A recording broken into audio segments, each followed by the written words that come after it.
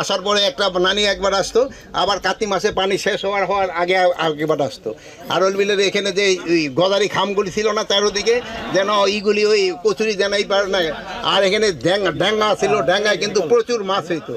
আর এই ড্যাঙ্গার পাড়ে কিন্তু সবজি হইতো, কুমড়া হইতো। গাদিঘাটের কুমড় কিন্তু এলাকায় সবচেয়ে বিখ্যাত। গাদিঘাট তো যদি এখান থেকে দূরে। এখন আপনারা বলেন, আদিল ভাই আছে, সমস্যা যদি কিছু থাকে আমরা দেখি আলাপ করি। শুনলাম যে কৃষকরা নাকি 36 টাকা কেজি পায় না। সময় বন্যা থেকে আপনার এই ফসলকে রক্ষা করত, কিন্তু বর্তমানে ভূমিদস্যুরা সেই সম্পূর্ণ খালের পরের মাটি চুরি করে বিক্রি করাতে অকালে পানি প্রবেশ করে এই এলাকার ফসল নষ্ট করে দেয়। স্যার, আপনাদের জানা আছে এই একটি মাত্র ফসল হয় ধান, সেই ধান প্রোডাকশন কস্ট কিন্তু অনেক। এই প্রোডাকশন কস্টের কারণে এই আমাদের দেশের যে কৃষকরা অত্যন্ত লুজার। আপনার কাছে আমাদের একটি মাত্র দাবি যে আপনাদের কাছে, আমার কাছে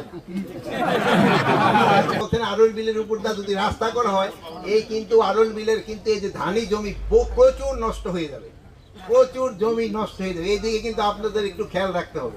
এই যদি জমি কথা শেষ করতে দেন, অনেক জমি নষ্ট হয়ে যাবে, এইদিকে একটু খেয়াল রাখতে হবে। আমরা সাইড দিয়ে রাস্তা করে নিয়ে যেতে পারি কিনা এইটার দিকে চেষ্টা করা হবে। আচ্ছা ঠিক আছে, ভাড়া জনের ব্যবস্থা করি।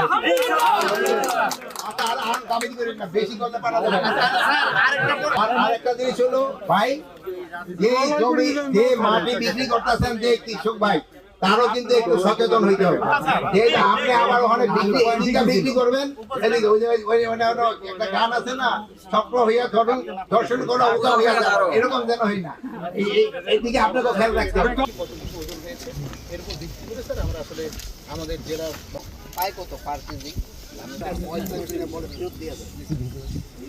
ধান কিন্তু নষ্ট করেন না। আমি এই গ্রামটার নাম কি? বারৈখালী। এই বারৈখালী হলো আমার মার জন্মস্থান। আমার মা ছিল হলো তার মা বাবার প্রথম সন্তান। আমাদের দেশে জানেন যে মা বাবার প্রথম সন্তান সাধারণত তার মানে মায়ের বাড়ি যে ওখানে ওই জায়গায় হয়। এই জন্য আমার মার নানির বাড়িতে জন্ম হয়, এই জন্য আমার মার জন্মস্থান ছিল এইটা। এই জন্য এই এলাকার জন্য আমার একটা আলাদা একটা বাড়ি এখানে। এই জন্য আমাদের পক্ষে যতটা করা অতটা সম্ভব। এখানে আপনারা বলেন যে আরএল বিলের যেন যে একটা বই, এটা যেন কোনো অবস্থা নষ্ট না হয়, এদিকে আমরা চেষ্টা করব। এই যে আপনাদের যে ছোটখাটো দুই একটা সমস্যা আছে, এটা আমরা অবশ্যই সমাধান করে দিব। আর ওই যে একটা বলছেন যে একটা খালের একটু খননের দরকার আছে, ওটা করে দিব।